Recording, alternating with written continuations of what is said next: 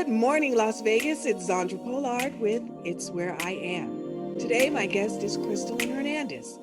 She is the president of the Depression Bipolar Support Alliance. Now, Crystalline has um, been diagnosed as bipolar, and she'll get into that. And she's also going to educate us about the peer support group that she's involved with. So, good morning, Crystalline. Thank you for being here. Hi, Sandra. Thank you so much for having me. It's Of great to be course. here. Of course. So I thought it was so important that you were on the show because a lot of us deal with mental health issues in our family. And I've been going on and on about wellness, and it's been Yes. a great time. But it's time to get into some of the illnesses that we come across.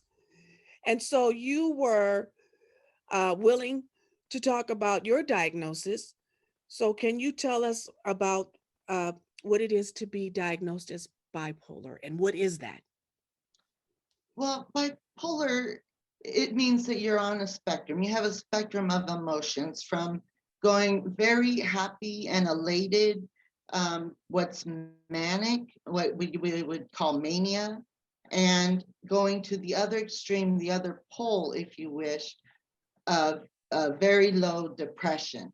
Okay. And there's different types of bipolar. You'll hear bipolar NOS, bipolar 1, bipolar 2, and Right. it just kind of means like kind of where you are on the spectrum.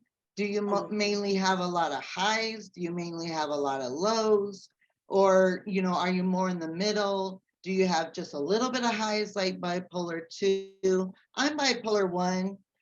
Some people consider that the worst one Uh-oh. because, yeah, yeah, because there can be some pretty severe manias or depressions that have landed me in the hospital before. Yeah, I've been there. Well, I'm pretty familiar with um, bipolar disorder as it runs in my family. But the thing that I've noticed is that a lot of people now want to diagnose others that are not professionals and say because they're not satisfied or happy with their mood that they're bipolar. Right. Yeah. Really, really you need to be diagnosed by a professional. Again, it's a spectrum. Yeah. So you could be sitting there and thinking, I'm having these mood swings. I'm really happy one day, I'm really sad the next. So maybe I have bipolar. But no, it's not the, oh, you're bipolar because you changed your mind.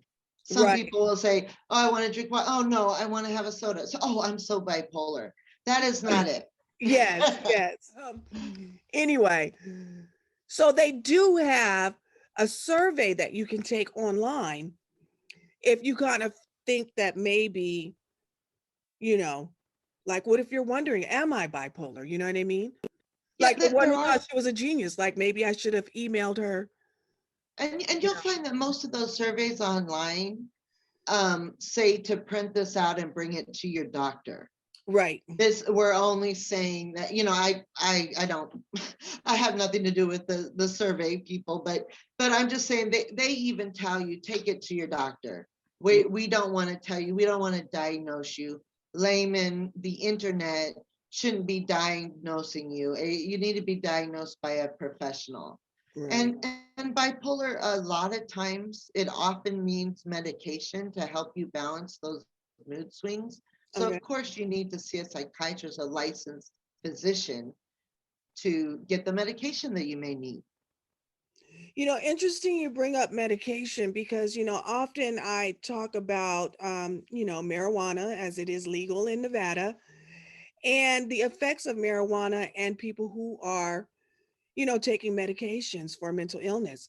Now, sometimes, it's not the greatest idea to smoke marijuana because it can put you into psychosis, right? Like, can you explain more about that? Like the what Oh yeah, there it's becoming so widespread and accepted, and there are doctors that are prescribing it. Um, But as far as people that are susceptible to psychosis, Mhm. it can. I am not a doctor, but from my experience and just some research that I've done, yes, it can cause psychosis or make psychosis worse. One time I was in the hospital, and a young man, he was in his early 20s, and he was using marijuana, and I guess he had marijuana psychosis, is what they told him. And he actually stabbed himself Oh, 3 times. He had to be hospitalized for like 2 weeks and then go to the from smoking a joint. psychiatric hospitalization. And then what happened? And then he had to be hospitalized medically, Okay. for the stabbings, for like 2 weeks. And then he had to go to psychiatric hospitalization. Oh, wow. Yes. From So smoking a it joint. can be very detrimental. It Hmm. doesn't happen with everyone, and some people say that it helps them. Some doctors would tell you that it helps them, but Right. other people it doesn't, and it can be very detrimental, very scary. So make sure to talk to your healthcare professional. Don't take it upon yourself to just hit the joint, okay? Now, Crystalline, I want you to explain to us more about DBSA, which is, again, Depression Bipolar Support Alliance. Tell us about it and how can others get involved? Yes, DBSA Southern Nevada is the local branch of the national DBSA nonprofit organization. Okay. Our actual local branch of Southern Nevada is a Nevada 501c nonprofit corporation also. But we are the local branch. We service Las Vegas, Henderson, and the Reno Sparks area. Okay. We have weekly meetings, weekly Zoom meetings. Um, we have a 24/7 chat. The Zoom meetings actually are facilitated by volunteers. So it's all volunteer, all peer led support meetings. Okay. Um, then we have the supplemental chat where people can get on 24/7 and talk to other members.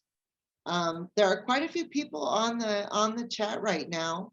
We have over 150. Not everyone gets on all the time, but people are busy on the chat.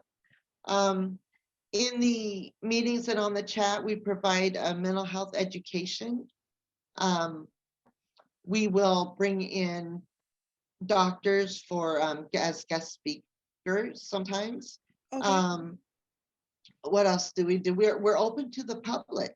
It's not just if you have bipolar depression. Of course, you're going to that's what the group is tailored for, people Mhm. with bipolar and depression.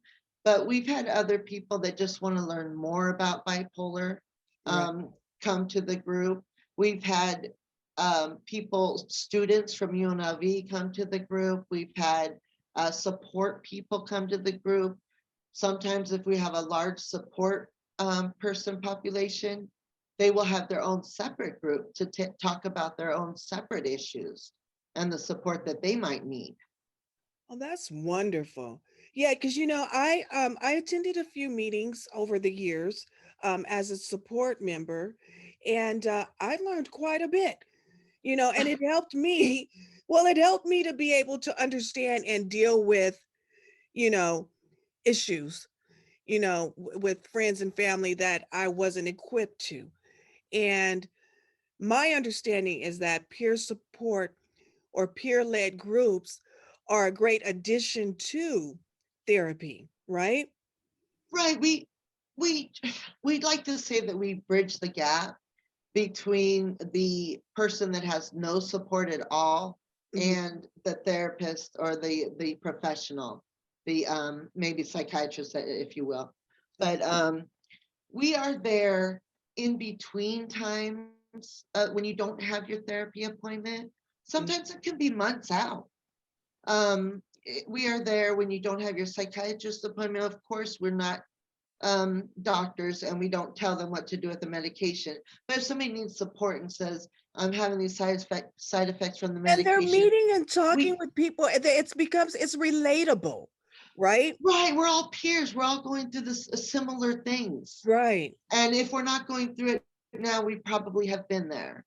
And Right. if we haven't been there and we're not going through it now, we're going to go through it later. You Okay. know, so it's good information for everybody to just share. We share coping strategies, Hmm. that we've learned from our therapists. Okay. Um, we find books that are used by therapists and just pull out good information to share with the group. And of course, we share our own stories. So now, how many attendees do you have? Well, it's usually less than 10. As Oh, I said, we have about because 100, over now because of 150. COVID, it's not in person anymore. So Right. We had, prior to COVID, we had 3 groups going. We had a Henderson group, a Las Vegas group, and a Reno Sparks group. okay. We were meeting, I believe it was if you count all those, it was 4 times a week.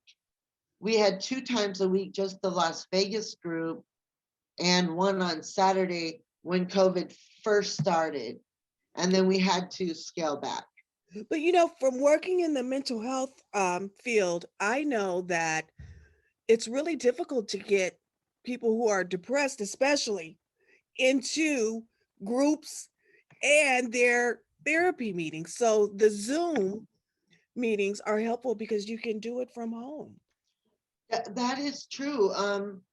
More people are getting on and using their computer and doing therapy over the computer. And I think we just need to get the word out. And thank you for having me on the show, because we are there. It is a service for the community. And I hope people come and attend. And, the people that do attend, we have success stories, and we're not the only ones there. Of course, we're just a link in the support system. Hmm. We're the peer support. And we've had people that were struggling at work, struggling at home, struggling to get out of the house.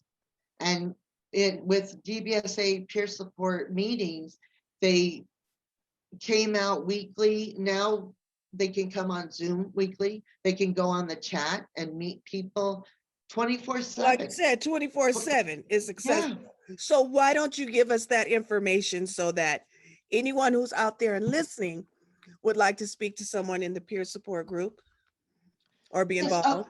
Yes. Please go to our website. It's DBSA. Southern Southern Nevada. Nevada. I remember Southern DBSA Nevada this Southern. time. So, sorry. DBSA Southern NV. Okay. .org. That's our website, and it has the MeWe information there. And if you have any problems getting on the MeWe, you can contact MeWe or contact the number provided. And also, once you get on MeWe, then you get the Zoom information. We like everybody to be registered on MeWe so we can send out announcements. So wait, what is MeWe? MeWe is just the chat platform. We're Okay. able to post things. It's a text, like the old school text chat, Okay. like you would on your phone. But it's I guess you could call it no, I don't I don't want to compare it to something else, but it's a chat, and you get registered, and then you get notifications when people are on there chatting. Okay. So someone might go on there and say, I'm thinking about going to the park, but it's just really hard to get out of the house. Mm. Someone else might get on there and say, you can do it. We're here for you. What do you need? How can I help you take that step out the door? And we're there for each other like that. Okay. Yeah. Now can you spell the MeWe site? Because we don't just know MeWe for MeWe. Oh, So it's M. it's MEWE.com. Okay. And you would do /DBSA/join. And Okay. that's how you would get to our site on the MeWe.com. So start out with MeWe, and that's Yes. M as in Mary, EWE. What's the rest? .com .com /DBSA, the slash Depression Bipolar DBSA. Support Alliance, Uh-huh. DBSA It, / oh. oh okay. Wait, one more time. MeWe, MEWE.com/ go ahead. DBSA/join. There you go. There we go. So if you or someone you know is diagnosed as bipolar or you want to learn more about it, uh, hit up MeWe and get Yeah, started there. and I would just add to that, Sandra, it's not just for bipolar. Anyone suffering from depression or bipolar is welcome. So we have people that are diagnosed with Hell, I've been on anything, there. anything. You know, I've been we on their way, and you were teaching one time.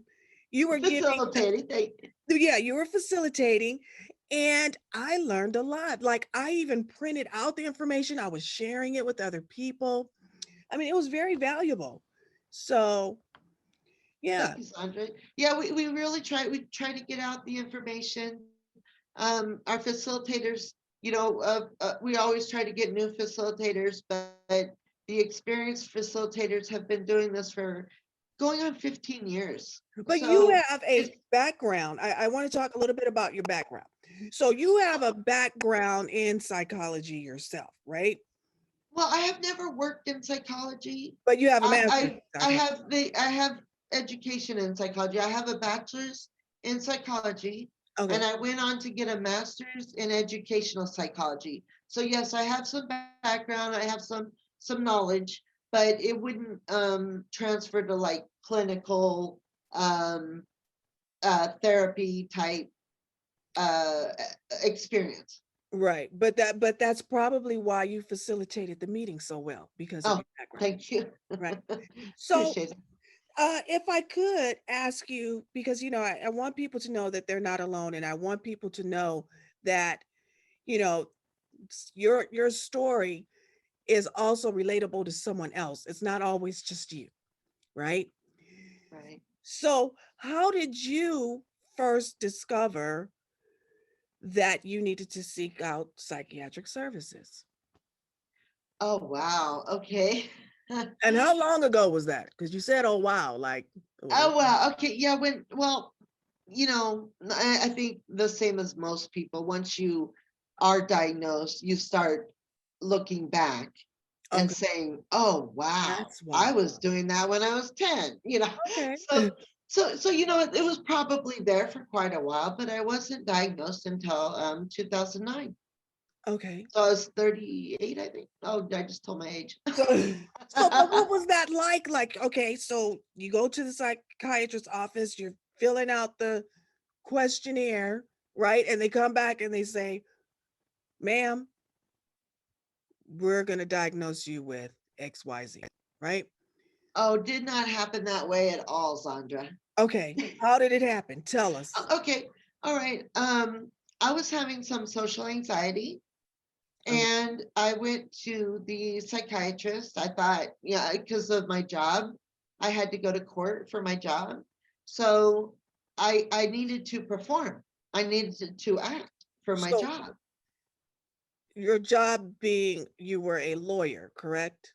Yes, I was working as an attorney at the time. Yes, Okay, and you and had to do your, what is it called when they do their opening statements and all of that? right, trial. I had to prepare for trial Okay, and be able to speak in public before a judge, before other attorneys, and okay, as anyone would be, I was nervous, right. and I had some social anxiety. I went to a psychiatrist thinking that they could help me with that, give me some tools, something to help me, Mhm. and just starting to talk to someone, opening that conversation about who I am, what I've experienced, well, all that opened up so many other things. Okay, And I have a lot of trauma in my background.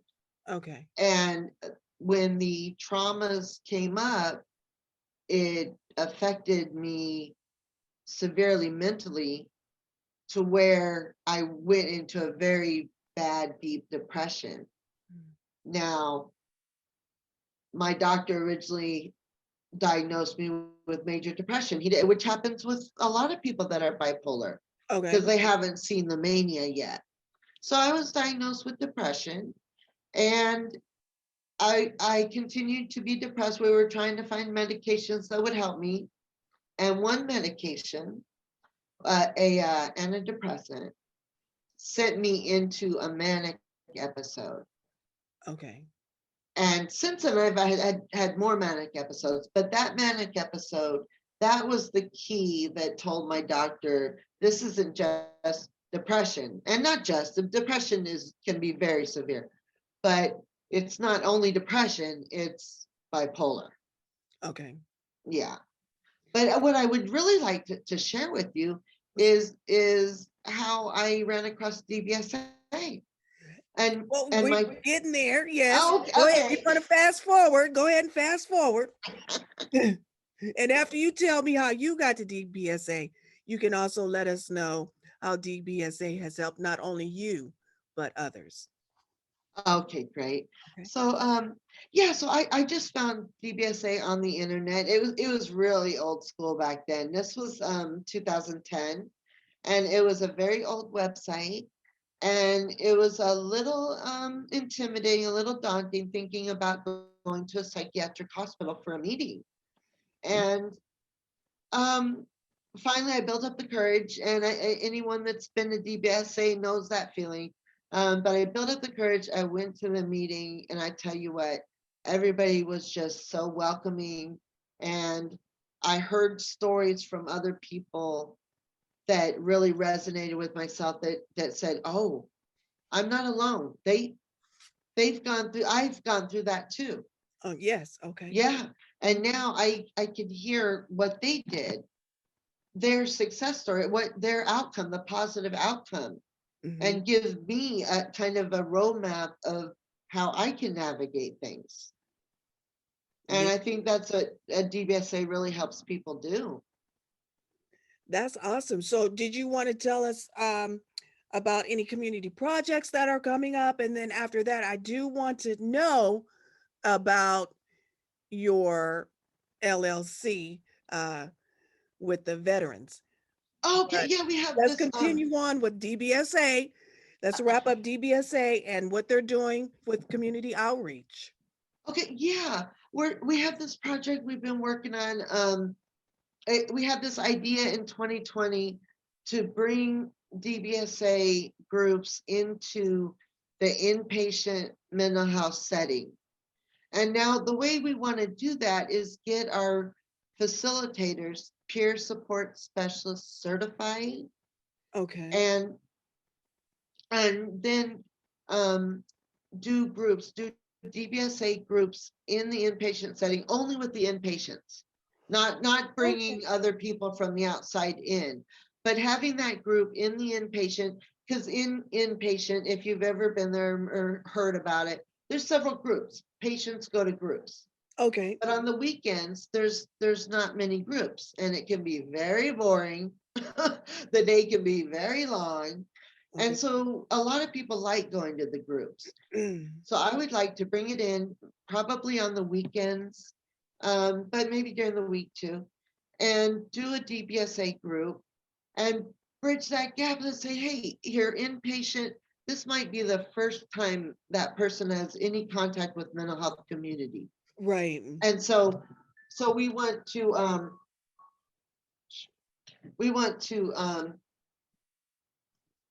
give them the support there in the inpatient setting, then give them the information so they have continued support when they come out. So they have Absolutely. DBSA's information, and they've already met somebody in the group. That's exciting. So you've already started this process and you can't name the hospital yet, or what's up with that?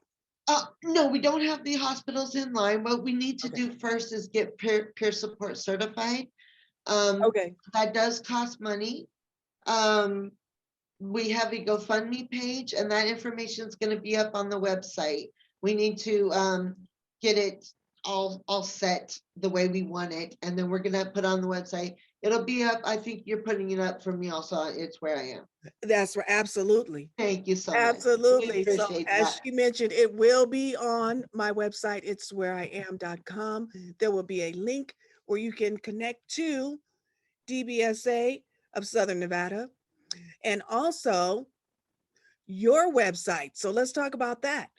Uh, Okay. Oh, great. I as appreciate we're it. running out of time, because I want to make sure that you talk about what your project and what you're doing and the importance of it. Okay, let me let you know real quick.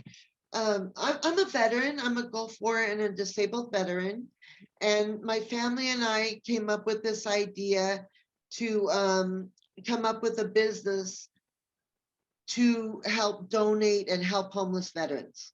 Awesome. So we just wanted something fun, something to support the community, and we're selling veteran merchandise with Vegas style. Okay, so Okay. it's Las Vegas swag, Vegas Vet Swag LLC. Um, but it's veteran merchandise Vegas. And And so we the have most different. important part is that part of those proceeds goes to the VA hospital, correct? Right. 10% of all the sales go to the VA Homeless Services Program Okay. here in Las Vegas. And we were actually in April able to make a substantial donation to the homeless services. We are very happy about Awesome. that. And we hope to do more in the future. We'd love to do one for winter, but next year, that's the long-term goal for sure by next year. Awesome. Well, I love you and I appreciate you. I thank you so much for being here and sharing your story with us, giving us information about DBSA of Southern Nevada and also Vet Swag Las Vegas. Vegas Vet Swag. Thank Darn you. it. And thank you so Vegas. much for having me, Sandra. It was great. I had so much fun. Oh, wonderful. I'm glad you're here. So, hey, everybody, in case I didn't get it right, you can go on my website, itswhereiam.com, and all of that information will be there under guests. You can click on Crystalline's picture, and that information will be there. Also, on the resource page, the information for DBSA will be there as well. So, as you know, I'm here every second Saturday of the month at 8:30 a.m. It's where I am. Don't forget to subscribe. Bye.